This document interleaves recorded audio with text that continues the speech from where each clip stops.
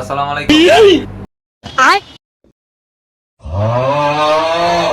ফোলাটা এক নাম্বার না পেয়ে দাও, আমাকে কোনো সালাম দেয় না। ওই ফোলা কিরকম ভদ্র যে সুন্দর আমার সালাম দিচ্ছে। এত চাকরি হওয়ার আগে বাদ। সরি স্যার, আসসালামু আলাইকুম।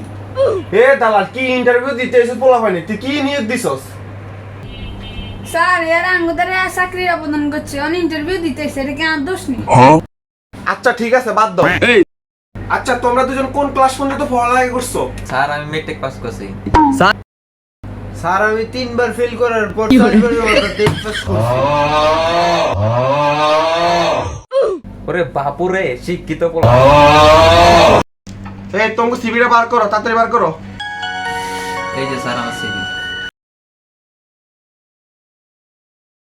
বাহ, তোমার রেজাল্ট তো অনেক ভালো, তোমাকে আমার ভালো লাগছে। তোমার চাকরি ফাইনাল।